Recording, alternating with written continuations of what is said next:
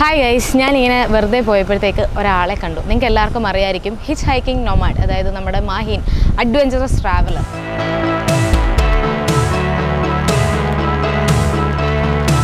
Budget friendly ആയിട്ട് എനിക്ക് തോന്നുന്നു ഇന്ത്യയാണ്. ഓഫ്കോഴ്സ് ഇന്ത്യ ബഡ്ജറ്റ് ഫ്രണ്ട്ലി മാത്രമല്ല, ബഡ്ജറ്റ് ഫ്രണ്ട്ലി ആണ്. കാരണം ഇന്ത്യയിൽ നമുക്ക് എക്സ്പെൻസീവായിട്ട് യാത്ര ചെയ്യാം, അതോടൊപ്പം തന്നെ വളരെ ബഡ്ജറ്റ് ഫ്രണ്ട്ലി ആയിട്ട് യാത്ര ചെയ്യാം. അപ്പം എല്ലാ രാജ്യങ്ങളിലും നമുക്ക് പോയിട്ട് ഇന്ത്യ കമ്പയർ ചെയ്തിട്ട് നമുക്ക് ബഡ്ജറ്റ് ഫ്രണ്ട്ലി ആയിട്ട് മാത്രമേ യാത്ര ചെയ്യാൻ കഴിയില്ല. എത്ര കൺട്രീസ് ഇതുവരെ പോയിട്ടുണ്ട്? 55 യാത്രകൾ തുടങ്ങിയത് ഒരു 17-ാം വയസ്സ്. തണുപ്പ് സ്ഥലങ്ങളിൽ പോകാൻ എനിക്കിഷ്ടം ഏറ്റവും മാക്സിമം തണുപ്പുള്ള സമയത്താണ്. അപ്പോൾ അതെന്ന് പറയുമ്പോൾ ഓഫ് സീസണാണ്. അപ്പോൾ ഇപ്പോൾ ചൂടുള്ള സ്ഥലങ്ങൾ, മരുഭൂമിയാണെങ്കിൽ എനിക്ക് ഏറ്റവും കൂടുതൽ സമ്മർ ടൈമിലാണ് പോകാൻ ഇഷ്ടം. എന്നാൽ മാത്രമേ നമുക്കൊരു എക്സ്ട്രീം ഒരു വെതർ നമുക്ക് എക്സ്പീരിയൻസ് ചെയ്യാൻ കഴിയുള്ളൂ. പോക്കറ്റ് അടിയൊക്കെ ഉണ്ടായിട്ടുണ്ട് ഇന്ത്യയിലൊക്കെ വെച്ച്. പിന്നെ ഇതുപോലെ റോബറിയൊക്കെ നടന്നത് ഒരു വർഷം, ഒന്നൊന്നര വർഷമായി. അൾട്ടിമേറ്റ്ലി ഇതൊരു എൻ്റെ ഒരു പാഷൻ മാത്രമാണ്. ഇപ്പം എനിക്കിപ്പോൾ ഈ ഒരു മാസം അല്ലെങ്കിൽ ഈ ഒരു ടൈമിൽ എൻ്റെ യാത്രയ്ക്ക് കൂടുതൽ ചിലവ് വരുവാണെങ്കിലും ഞാൻ എൻ്റെ സേവിങ്സിൽ നിന്നുള്ള കാശ് കൊണ്ട് യാത്ര ചെയ്യും. അപ്പോൾ ഇത് അൾട്ടിമേറ്റ് എൻ്റെ പാഷൻ ആയതുകൊണ്ട് മാത്രമാണ് യാത്ര ചെയ്യുന്നത്. അഫ്കോഴ്സ് കണ്ടൻറ്റിന് വേണ്ടി യാത്ര ചെയ്യുന്നതല്ല. ഇപ്പോൾ മാഹിൻ ഇപ്പോൾ എവിടെ നിന്നാണ് ഇപ്പോൾ വരുന്നത്? ഞാനിപ്പോൾ റഷ്യയിൽ നിന്നായിരുന്നു. റഷ്യയിൽ നിന്ന് ഏകദേശം ഒരു 10 ദിവസമായി നാട്ടിലെത്തി.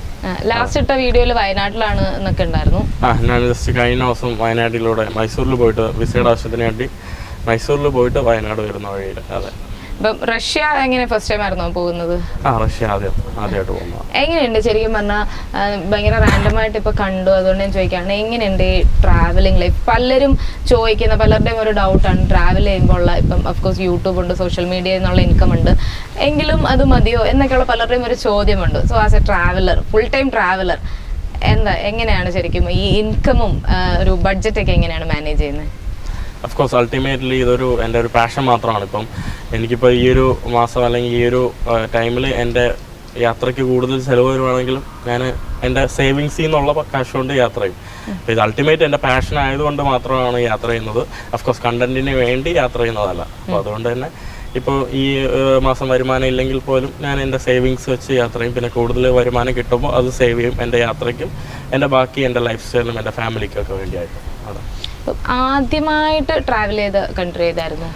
ആദ്യമായിട്ട് ഇന്ത്യക്ക് പുറത്ത് ഫ്രീഡം ഓഫ് മൂവ്മെന്റ് ഉണ്ട്, എന്നിരുന്നാലും നേപ്പാൾ. അതെ. അപ്പോൾ ലാസ്റ്റ് ഇപ്പോൾ റഷ്യയും. അതെ. അപ്പോൾ ഇനി പോകുന്നത് എങ്ങോട്ടാണ്? ഇവിടെ നിന്ന് നേരെ ഇനി വീണ്ടും വീട്ടിലേക്കാണോ അതോ ട്രാവലിംഗ് തന്നെ? അല്ലല്ല, ഞാൻ ഇനി എന്തായാലും ഇനിയിപ്പോൾ ഒരു മാസം എടുക്കണം. നമുക്ക് വിസ എടുക്കാനൊക്കെ കുറച്ച് സമയം എടുക്കുന്നതുകൊണ്ട് കുറച്ച് വിസകളൊക്കെ എടുത്തിട്ട് അത് കഴിഞ്ഞിട്ട് അറിയില്ല, മിഡിൽ ഈസ്റ്റിലോട്ടോ വെസ്റ്റ് ആഫ്രിക്കയോ എങ്ങോട്ടെങ്കിലും. അതെ. എത്ര കൺട്രീസ് ഇതുവരെ പോയിട്ടുണ്ട്? 55. അതെ. ഇനിയും ലിസ്റ്റിലുള്ള കൺട്രീസ് ഏതൊക്കെയാണ്? ലിസ്റ്റിലല്ല, ലോകത്തെ എല്ലാ രാജ്യങ്ങളും സന്ദർശിക്കണമെന്നാണ് ആഗ്രഹം. അപ്പോൾ പറ്റുന്ന അതുവരെ എന്താ പറയുക, ഇങ്ങനെ യാത്ര ചെയ്തുകൊണ്ടിരിക്കും. ഏത് പ്രായത്തിലായിരുന്നു ഫസ്റ്റ് ടൈം യാത്രകൾ തുടങ്ങിയത്? ഒരു 17-ാം വയസ്സ്. 17-ാം വയസ്സിൽ. അപ്പം ആ ടൈമിലൊക്കെ ഇങ്ങനെ പോയി തുടങ്ങിയപ്പോൾ വീട്ടിൽ നിന്നൊക്കെ എങ്ങനെയായിരുന്നു റെസ്പോൺസ്? കൂടുതൽ എന്താ പറയുക, ഇതുപോലെ വെറും സഞ്ചാരമല്ലായിരുന്നു, സഞ്ചാരത്തിന് എന്തെങ്കിലും ഉള്ളടക്കങ്ങളുണ്ടായിരുന്നു. അതായത് ഇപ്പോൾ എനിക്ക് ചെറിയ ക്ലോത്തിങ് ബിസിനസ് ഉണ്ടായിരുന്നു, അപ്പം അതിൻ്റെ ഭാഗമായിട്ടുള്ള യാത്രകളുണ്ടായിരുന്നു. അപ്പോൾ ആ ഒരു സഞ്ചാരത്തിൻ്റെ ഭാഗമായിട്ട് പോയി അപ്പോൾ വീട്ടുകാർക്ക് വലിയ എതിർപ്പുകൾ ഇല്ല, മനസ്സിലായില്ലേ. പിന്നീടാണ് ഈ ഒരു രീതിയിലുള്ള എന്താ പറയുക, കാഴ്ചകൾ കാണാനും അല്ലെങ്കിൽ അറിവുകൾ നേടാനും അല്ലെങ്കിൽ ലക്ഷർ സഞ്ചാരം എന്നൊക്കെ പറയില്ല, അപ്പം ആ ഒരു രീതിയിൽ ഇപ്പോഴാണ് പോകുന്നത്. അപ്പോൾ തുടക്കത്തിൽ അതുകൊണ്ട് വലിയ പ്രശ്നമില്ല. പിന്നെ ഇതിലോട്ട് ഈ ഒരു ലൈഫിലോട്ട് മാറിയപ്പം ആദ്യമേ ഇതിങ്ങനെ ചെയ്യുന്നുണ്ടായിരുന്നുകൊണ്ട് വലിയൊരു എന്താ പറയുക പ്രശ്നമില്ലായിരുന്നു എന്ന് വേണം പറയാൻ. ഇതുവരെ പോയതിൽ ഏറ്റവും ബഡ്ജറ്റ് ഫ്രണ്ട്ലി ആയിട്ടുള്ള ഒരു കൺട്രിയും ആൻഡ് അതിൻ്റെ കൂടെ തന്നെ ഏറ്റവും എക്സ്പെൻസ് ഉള്ള കൺട്രിയും ഏതായിരുന്നു? ബഡ്ജറ്റ് ഫ്രണ്ട്ലി ആയിട്ട് എനിക്ക് തോന്നുന്നു ഇന്ത്യയാണ്. ഓഫ്കോഴ്സ് ഇന്ത്യ ബഡ്ജറ്റ് ഫ്രണ്ട്ലി മാത്രമല്ല, ബഡ്ജറ്റ് ഫ്രണ്ട്ലി ആണ്. കാരണം ഇന്ത്യയിൽ നമുക്ക് എക്സ്പെൻസീവായിട്ട് യാത്ര ചെയ്യാം, അതോടൊപ്പം തന്നെ വളരെ ബഡ്ജറ്റ് ഫ്രണ്ട്ലി ആയിട്ട് യാത്ര ചെയ്യാം. അപ്പോൾ എല്ലാ രാജ്യങ്ങളിലും നമുക്ക് പോയിട്ട് ഇന്ത്യ കമ്പയർ ചെയ്തിട്ട് നമുക്ക് ബഡ്ജറ്റ് ഫ്രണ്ട്ലി ആയിട്ട് മാത്രമേ യാത്ര ചെയ്യാൻ കഴിയില്ല. അപ്പോൾ എക്സ്പെൻസീവായിട്ട് ഇപ്പോൾ എനിക്ക് തോന്നുന്നു യൂറോപ്യൻ രാഷ്ട്രങ്ങൾ കുറച്ച് എക്സ്പെൻസീവാണ്. യൂറോപ്യൻ രാഷ്ട്രങ്ങൾ തന്നെയായിരുന്നു എനിക്കിപ്പോൾ ഉള്ളതിൽ ഏറ്റവും കൂടുതൽ എക്സ്പെൻസീവായിട്ട് തോന്നിയത്. ഇപ്പോൾ ഈ ട്രാവലേഴ്സ് പലരും ഏജൻസി വഴിയും അങ്ങനെയൊക്കെ പോകുന്നുണ്ടല്ലോ, അതും സീസൺ വെച്ചിട്ടായിരിക്കുമല്ലോ പോകുന്നത്. അപ്പോൾ മാഹിൻ എങ്ങനെയാണ്, ഈ സീസൺ വൈസ് ആണോ പോകുന്നത് അതോ ഇന്ന കൺട്രി ഈ സമയം പോകും? അങ്ങനെ സീസണല്ല, കാരണം ഒരു സീസണൽ ട്രാവലറല്ല ഞാൻ. ആക്ച്വലി ഓൾറെഡി വേറൊരു പ്രൊഫഷനിൽ നിന്ന് എനിക്ക് വെക്കേഷന് വേണ്ടി മാത്രം യാത്ര ചെയ്യുന്ന ഒരാളല്ല. ഞാനൊരു ഫുൾ ടൈം ട്രാവലറാണ്. സ്റ്റിൽ അഫ്കോഴ്സ് എനിക്ക് ഓരോ സീസൺ വെച്ചിട്ട് ഓരോ സ്ഥലത്ത് യാത്ര ചെയ്യും. ഇപ്പോൾ കേരളത്തിൽ വരുവാണെങ്കിൽ ഏറ്റവും ബെസ്റ്റ് എന്ന് പറയുമ്പോൾ ഒക്ടോബർ മുതൽ നവംബർ മുതൽ ഫെബ്രുവരി വരെയാണ്. അപ്പോൾ അങ്ങനെ ട്രാവൽ ചെയ്യാം. ബട്ട് സ്റ്റിൽ എന്നിരുന്നാലും എനിക്കെന്ന് പറയുമ്പോൾ ഇപ്പം തണുപ്പിനെ കുറിച്ച് പറയുകയാണെങ്കിൽ തണുപ്പ് സ്ഥലങ്ങളിൽ പോകാൻ എനിക്കിഷ്ടം ഏറ്റവും മാക്സിമം തണുപ്പുള്ള സമയത്താണ്. അപ്പോൾ അതെന്ന് പറയുമ്പോൾ ഓഫ് സീസണാണ്. അപ്പോൾ ഇപ്പോൾ ചൂടുള്ള സ്ഥലങ്ങൾ മരുഭൂമിയാണെങ്കിൽ എനിക്ക് ഏറ്റവും കൂടുതൽ സമ്മർ ടൈമിലാണ് പോകാൻ ഇഷ്ടം. എന്നാൽ മാത്രമേ നമുക്കൊരു എക്സ്ട്രീം ഒരു വെതർ നമുക്ക് എക്സ്പീരിയൻസ് ചെയ്യാൻ കഴിയുള്ളൂ. അല്ലെങ്കിൽ എക്സ്പീരിയൻസിങ് ദ എക്സ്ട്രീം എന്താ പറയുക ഒരു ക്ലൈമറ്റ് എന്ന് വേണമെങ്കിൽ പറയാം. അപ്പോൾ അതുകൊണ്ട് ഞാൻ അങ്ങനെയല്ല പോകുന്നത്. ഇപ്പം എവിടെ തോന്നുന്നു, ബട്ട് കൂടുതലും ചെന്നെത്തിക്കുന്നത് ഓഫ് സീസൺ സമയത്താണ് കൂടുതൽ സ്ഥലങ്ങളിൽ എത്താറുള്ളത്. ഈ വേറെ കൺട്രീസിലേക്ക് പോയി കഴിഞ്ഞ് അവിടെയുള്ള ക്ലൈമറ്റ് ചേഞ്ചും ഈ ജെറ്റ് ലാഗും അതൊക്കെ മാനേജ് ചെയ്ത് എത്ര ദിവസത്തേക്കൊക്കെ ആയിരിക്കും, മിനിമം എത്ര ദിവസത്തേക്കായിരിക്കും പോകുന്നത്? ആൻഡ് ഈ കാര്യങ്ങളൊക്കെ എങ്ങനെയായിരിക്കും മാനേജ് ചെയ്യുന്നത്? സ്റ്റിൽ ഡിപ്പെൻസ് ആണ്. ചിലപ്പോൾ 15 ദിവസം, ചിലപ്പോൾ 1 മാസം. ചില രാജ്യങ്ങൾ ഇപ്പോൾ സുഡാനൊക്കെ പോലുള്ള രാജ്യങ്ങളിൽ 2 മാസം. അപ്പോൾ സ്റ്റിൽ ഡിപ്പെൻസ്. പിന്നെ ചില രാഷ്ട്രങ്ങളിൽ ഞാൻ വീണ്ടും 2-3 തവണ പോകാറുണ്ട്. ഇപ്പോൾ ഞാൻ ഓൾറെഡി ചൈന 2 പ്രാവശ്യം പോയി. റഷ്യ ഇനിയും പോകുന്നുണ്ട്. അപ്പോൾ ഇനിയിപ്പം ചിലപ്പം മേ ബി ഒക്ടോബറിൽ ഇറാൻ പോകും. അപ്പോൾ ഇറാൻ ഞാൻ ഓൾറെഡി 45 ദിവസത്തോളം നിന്നാണ്. അപ്പം അത് സ്റ്റിൽ ഡിപ്പെൻസ് ആണ്. ഒരു രാഷ്ട്രം എങ്ങനെ നമ്മൾ വരവേൽക്കുന്നു, എങ്ങനെയാണ് അവിടുത്തെ ആളുകൾ, അപ്പോൾ അതിനനുസരിച്ച് നമ്മൾ നിന്നു പോകും. ചില രാഷ്ട്രങ്ങൾ എന്ന് പറയുമ്പോൾ പെട്ടെന്ന് പോകുമ്പോൾ ഭയങ്കര ബോറിംഗ് ആണ്, ആളുകളൊന്നും ഫ്രണ്ട്ലി ഇല്ല. സ്വാഭാവികമായിട്ട് നമുക്ക് ഭയങ്കര എന്താ പറയുക ഒരു ഡിപ്രഷൻ എക്സ്ട്രീം പറയാൻ പറ്റില്ല. സ്റ്റിൽ ആ ഒരു സ്റ്റേജിലോട്ട് പോകുമ്പോൾ നമ്മൾ അവിടെ നിന്ന് സ്കിപ്പ് ചെയ്ത് വേറെ ട്രാവലിംഗ് ടൈമിൽ തന്നെ ഡിപ്രഷൻ സ്റ്റേജിലൂടെ കടന്നു പോകുന്നതാണോ? ആ ഒരു ഡിപ്രഷനല്ല ഞാൻ ഉദ്ദേശിച്ചത്. ഇപ്പോൾ നമ്മളിപ്പോൾ ഇന്ത്യ എന്ന് പറയുന്നത് ഭയങ്കര വെൽക്കമിങ് ആയിട്ടുള്ള ഫ്രണ്ട്ലി ഒരു നേഷനാണ്. ഇപ്പം അഫ്കോഴ്സ് നമ്മൾ ഇതിലൂടെ കൊച്ചി കൂടെ ഏതെങ്കിലും ഒരു സായിപ്പ് പോകുമ്പോൾ അഫ്കോഴ്സ് ഒരു 10 പേരെങ്കിലും ചോദിക്കും ഹലോ ഹൗ ആർ യു എന്ന്. അപ്പം അതുപോലെ ചോദിക്കാത്ത പല രാഷ്ട്രങ്ങളുണ്ട്. അപ്പോൾ നമ്മൾ യാത്രയുടെ അൾട്ടിമേറ്റ് ലക്ഷ്യം എന്ന് പറയുമ്പോൾ കാഴ്ചകൾ കാണാൻ മാത്രമല്ലല്ലോ, നമുക്ക് എന്തെങ്കിലും പഠിക്കണം, എന്തെങ്കിലും അറിവ് നേടണം. ആ അറിവ് നേടണമെങ്കിൽ നമ്മൾ അവിടെ ഉള്ള ആളുകളുമായിട്ട് എന്തെങ്കിലുമൊക്കെ സംസാരിക്കണം, അല്ലെങ്കിൽ എന്തെങ്കിലുമൊക്കെ നമ്മൾ ആശയവിനിമയം നടത്തണം. അപ്പോൾ അതിന് നടത്താൻ കഴിയില്ലെങ്കിൽ നമ്മൾ ആ ഒരു രാഷ്ട്രം നമ്മുടെ മാനസികാവസ്ഥ എന്താ പറയുക ഒരു ഡിപ്രഷൻ ലെവലിലോട്ട് കൊണ്ടുപോകും. ആ ഒരു ഡിപ്രഷനല്ല, സ്റ്റിൽ ആ ഒരു സന്തോഷമില്ലായ്മ ഒരു അവസ്ഥയിലോട്ട് കൊണ്ടുപോകും. അപ്പോൾ അങ്ങനെയുള്ള സാഹചര്യങ്ങളിൽ ഒരു രാഷ്ട്രത്തിൽ നിന്ന് പെട്ടെന്ന് എങ്ങനെയെങ്കിലും എന്താ പറയുക ഒരു 10 ദിവസം കഴിയുമ്പോൾ തന്നെ ബോറടിച്ച് അപ്പം തന്നെ എങ്ങനെയെങ്കിലും പോകാമെന്നുള്ള അങ്ങനെയായിരുന്നു എൻ്റെ യൂറോപ്യൻ കുറേ രാഷ്ട്രങ്ങളെല്ലാം. അപ്പോൾ അതുകൊണ്ടാണ് ഞാൻ യൂറോപ്പ് പെട്ടെന്ന് വിട്ടത്. ഓക്കെ. ഇപ്പോൾ ലാസ്റ്റ് പോയത് റഷ്യ ആയിരുന്നു. അവിടെ പോയതിൻ്റെ ഒരു എക്സ്പെൻസ് എത്ര എന്നൊക്കെ ഒന്ന് ഷെയർ ചെയ്യാൻ പറ്റുമോ? റഷ്യ ആക്ച്വലി ഞാൻ വളരെ കുറച്ച് ദിവസം നിന്നുള്ളൂ. എൻ്റെ പാസ്പോർട്ട് തീർന്നായിരുന്നു. അപ്പോൾ റഷ്യയിൽ ആക്ച്വലി സ്റ്റേ എന്ന് പറയുമ്പോൾ എനിക്ക് തോന്നുന്നു റഷ്യ ഞാൻ കുറേ ഇങ്ങനെ എക്സ്പെൻസീവ് ആക്കി. കാരണം ലാസ്റ്റ് ടൈം ആയിരുന്നു ഞാൻ നാട്ടിലോട്ട് വരുന്നു. അപ്പോൾ കുറച്ച് പൈസ എന്നാലും ഒരു 15,000 but still I study only for like 1 week.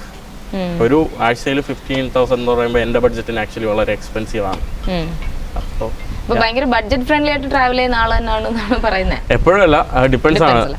അപ്പോൾ ഞാനിപ്പോൾ യൂറോപ്പിൽ 1 മാസം പോലും നിന്നില്ല. എന്നാലും എല്ലാം കൂടെ ഒരു 10,000-40,000 രൂപ അടുപ്പിച്ച് പോയി.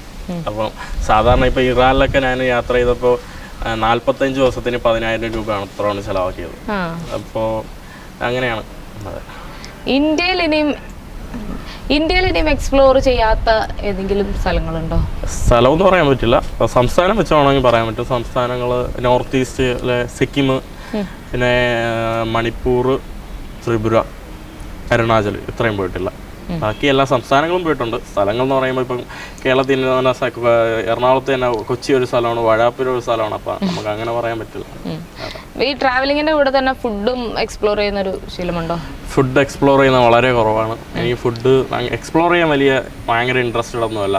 ബട്ട് സ്റ്റിൽ എന്നിരുന്നാലും നമ്മൾ ഒരു സ്ഥലത്ത് പോകുമ്പോൾ നമ്മൾ ഇങ്ങനെ ബഡ്ജറ്റ് ഫ്രണ്ട്ലി ആയിട്ട് യാത്ര ചെയ്യുമ്പോൾ അഫ്കോഴ്സ് ഞാൻ വേറൊരു രാജ്യത്ത് പോയിട്ട് അടുത്ത കേരള ഫുഡ് എന്തായാലും നോക്കാറില്ല. അപ്പം കൂടുതലും നോർമലി ഞാൻ കണ്ടുപിടിക്കാതെ തന്നെ ഞാൻ ഓരോ ആളുകളുടെ ലോക്കൽ വീടുകളിലൊക്കെ സ്റ്റേ ചെയ്യുന്നത് കൊണ്ട് കണ്ടുപിടിക്കാതെ തന്നെ എനിക്ക് ഇങ്ങോട്ട് ലോക്കൽ ഫുഡുകളൊക്കെ കഴിക്കാൻ ചാൻസ് കിട്ടാറുണ്ട്. ഇപ്പം റീസെൻ്റ് ആയിട്ട് ഫേസ് ചെയ്ത ഇഷ്യൂ ഉണ്ടായിരുന്നല്ലോ, പൈസ കളഞ്ഞു പോയി, തട്ടിക്കൊണ്ടുപോയതല്ല, പോയി പൈസ പോയി, സാധനങ്ങൾ പോയി. അതുപോലത്തെ ആ എക്സ്പീരിയൻസും ഞാൻ ചോദിക്കുന്നുണ്ട്. അതുപോലെ തന്നെ സിമിലർ എക്സ്പീരിയൻസ് വേറെ കൺട്രീസിൽ നിന്നോ വേറെ സ്ഥലങ്ങളിൽ നിന്നോ ഒക്കെ ഫേസ് ചെയ്യേണ്ട വന്നിട്ടുണ്ടോ? ആൻഡ് ഈ ഒരു സിറ്റുവേഷൻ വന്നപ്പോൾ അത് എങ്ങനെയായിരുന്നു ഹാൻഡിൽ ചെയ്ത്? പോക്കറ്റ് അടിയൊക്കെ ഉണ്ടായിട്ടുണ്ട് ഇന്ത്യയിലൊക്കെ വെച്ച്. പിന്നെ ഇതുപോലെ റോബറിയൊക്കെ നടന്നത് 1 വർഷം 1.5 വർഷമായി. അപ്പോൾ ഫേസ് ചെയ്യാന്ന് വെച്ചാൽ നമുക്ക് അപ്പോൾ സ്റ്റോപ്പ് ചെയ്യാൻ കഴിയില്ലല്ലോ. അപ്പോൾ ആ ഒരു രീതിയിൽ നമ്മൾ മുന്നോട്ട് നമ്മൾ ആ ഒരു വിൽ പവർ വെച്ച് പോകും. ബട്ട് സ്റ്റിൽ നമ്മൾ ചിലപ്പോൾ നമ്മുടെ മാനസികാവസ്ഥ നമുക്ക് കുറേയൊക്കെ നഷ്ടപ്പെടുമ്പോൾ ഉണ്ടാകുന്ന വേദന മനസ്സിലാവില്ല. അപ്പോൾ അതിൻ്റെ വേദന ഉണ്ടായിരുന്നു. ബട്ട് സ്റ്റിൽ ഇതാണ് നമ്മുടെ പാഷൻ, ഇത് ഇനിയും നമുക്ക് അനുഭവിക്കാം എന്നുള്ളൊരു ബോധ്യം കൊണ്ട് നമ്മൾ മുന്നോട്ട് പോയി. അത്ര തന്നെയാണ്. അത്ര തന്നെ. ഇപ്പോൾ ട്രാവലിംഗ് ടൈമിൽ ഒരുപാട് ഫ്രണ്ട്സിനെയൊക്കെ കിട്ടാറുണ്ടല്ലോ പല സ്ഥലങ്ങളിൽ. നമ്മൾ ഓരോ കൺട്രിയിൽ പോകുമ്പോഴും അല്ലെ കൺട്രി എന്ന് ഞാൻ പറയുന്നില്ല, ഓരോ സ്ഥലങ്ങളിൽ തന്നെ പോകുമ്പം പല രീതിയിലുള്ള ആൾക്കാരെ നമ്മൾ പരിചയപ്പെടും. അപ്പം അങ്ങനെ പരിചയപ്പെട്ടിട്ടുള്ള ആൾക്കാരൊക്കെ ഇല്ല, അവരൊക്കെ ശരിക്കും എങ്ങനെയാണ് ട്രാവൽ പാർട്ട്നേഴ്സൊക്കെ ഉണ്ടായിട്ടുള്ളതും ഒക്കെ? നമ്മൾ സ്വാഭാവികമായിട്ടും ഓരോ സ്ഥലത്ത് യാത്ര ചെയ്യുമ്പോൾ ചിലപ്പോൾ നമ്മളെ രീതിയിൽ യാത്ര ചെയ്യാൻ ഇഷ്ടപ്പെടുന്ന പല ആളുകൾ കാണും. അപ്പോൾ ഇപ്പോൾ ട്രാവൽ ചെയ്യുന്നത് സ്വാഭാവികമാണല്ലോ. അപ്പം അതുപോലെ കണ്ടെത്തുന്നവരാണ് കൂടുതലും. ചില ആളുകൾ അല്ലാതെങ്കിലും മെസ്സേജ് വന്നവരുണ്ട്. ബട്ട് ഇപ്പോൾ കൂടുതലും വഴിയിൽ നിന്ന് കാണുന്നവരും അൺഎക്സ്പെക്റ്റഡ് ആയിട്ട് നമ്മൾ കണ്ട് ഒരാളെ മനസ്സിലാക്കി അങ്ങനെയാണ് കൂടുതലും ഒരുമിച്ച് യാത്ര ചെയ്യാറുണ്ട്. അതെ. ഓക്കെ, അപ്പോൾ ഇനിയും കുറച്ച് നാൾ ഇനിയും നാട്ടിൽ തന്നെ ഉണ്ട്. ഞാൻ ഒരു ക്വസ്റ്റ്യൻ കൂടെ, ഒരു ട്രാവൽ കഴിഞ്ഞു തിരിച്ചെത്തി അടുത്ത വിസ കിട്ടാനുള്ള ഒരു പ്രോസസ്സ് ഉണ്ടല്ലോ, അപ്പം ആ ഒരു ബ്രേക്ക് എത്ര നാളായിരിക്കും ഉണ്ടാവുക? അതറിയില്ല. ഇപ്പം ഞാൻ ഏകദേശം ഒരു മാസത്തോളം എനിക്ക്, കാരണം എനിക്ക് ഇനിയിപ്പോൾ ഒരു 3 രാഷ്ട്രങ്ങളുടെ വിസ ആണ് എടുക്കാനായിട്ട്. അതിനർത്ഥം 3 രാജ്യങ്ങൾ പോകാനുള്ള ട്രിപ്പല്ല, അഫ്കോഴ്സ് 10, 20, 50 രാജ്യങ്ങൾ പോകാനുള്ള ട്രിപ്പ്. പക്ഷേ 3 രാജ്യങ്ങളുടെ വിസ നമുക്ക് ഇടയ്ക്ക് വെച്ച് എടുക്കാൻ കഴിയില്ല. അപ്പോൾ അതുകൊണ്ട് 3 രാജ്യങ്ങൾക്ക് വേണ്ടി എനിക്ക് തോന്നുന്നു 1 മാസം എടുക്കും വിസ എടുക്കാൻ.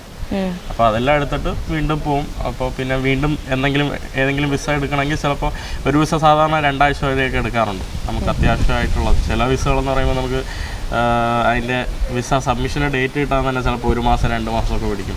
അത് ഡിപ്പെൻസ് ആണ് ആക്ച്വലി. ഓക്കെ, അപ്പോൾ എന്തായാലും കണ്ടതിൽ ഒരുപാട് സന്തോഷം. ഇനിയും ഒരുപാട് ട്രാവൽ ചെയ്യാൻ, ട്രാവലിംഗ് ടിപ്സൊക്കെ, ടിപ്സ് നല്ല അനുഭവങ്ങളൊക്കെ എപ്പോഴും പങ്കുവെക്കാൻ സോഷ്യൽ മീഡിയയിലൂടെ നമ്മൾ എപ്പോഴും കാണാറുള്ളതാണ്. ആൻഡ് ഇനിയും നമ്മൾ കാണാൻ വേണ്ടി വെയിറ്റ് ചെയ്തിരിക്കുന്നു. അടുത്ത കൺട്രിയിൽ പോയിട്ട് അവിടുത്തെ വിവരങ്ങളൊക്കെ സോഷ്യൽ മീഡിയ വഴിയും ഒക്കെ നമ്മൾ അറിയിക്കുക. And thank you so much for spending time with us. Thank you. Thank you so much. Nice to meet you. Thanks. Nice to meet you.